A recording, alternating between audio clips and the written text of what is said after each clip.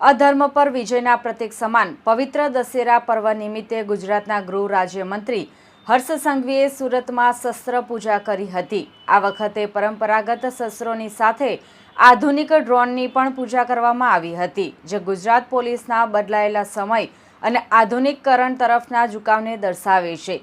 સાથે તેઓએ ગોધરા કાર્યવાહીને લઈને પણ નિવેદન આપતા જણાવ્યું હતું કે સરકારી જગ્યા પર મકાન બનાવવા અને બીજી તરફ દંગાઓ કરવા આ બંને એક સાથે નહીં ચલાવી શકાય।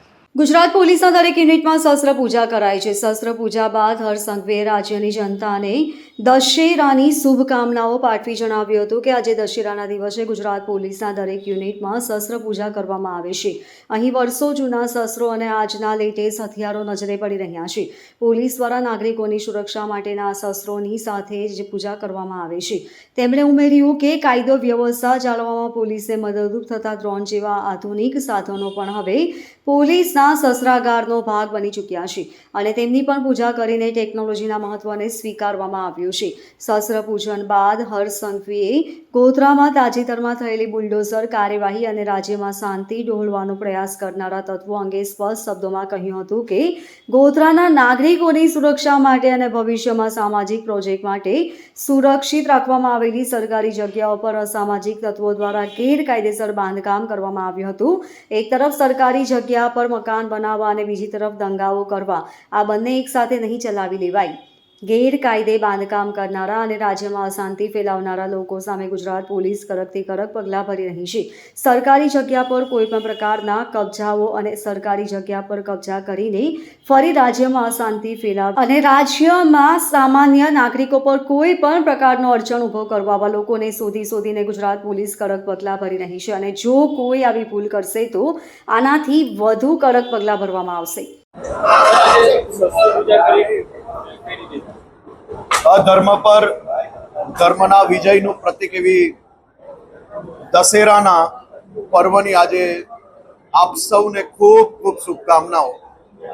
ભગવાન શ્રી રામચંદ્રજીના ચરણોમાં વંદન કરીને હું પ્રાર્થના કરું છું કે આપ સૌની મનોકામનાઓ પૂર્ણ થાય।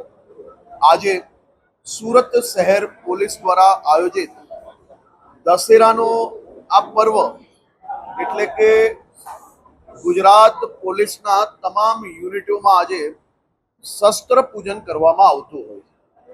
આજે સુરત શહેર પોલીસ દ્વારા આયોજિત શસ્ત્ર પૂજનના આ પૂજામાં ભાગ લીધો અને આપે જોયું કે વર્ષો જૂના શસ્ત્રથી લઈને આજના જમાનાના એટલે કે નવા લેટેસ્ટ ટેકનોલોજીના તમામ સાધનો જોડે સહજ એ ગુજરાત પોલીસના તમામ શસ્ત્રો અહીંયા નજરે પડે, ચાહે આર્મ્સ વેપન્સ હોય કે પછી આજના જમાનાની ટેકનોલોજીને પહોંચી વળવાના ઇન્સ્ટ્રુમેન્ટ્સ હોય કે પછી ડ્રોન જોડે શહેરના સર્વેલન્સની વાત હોય।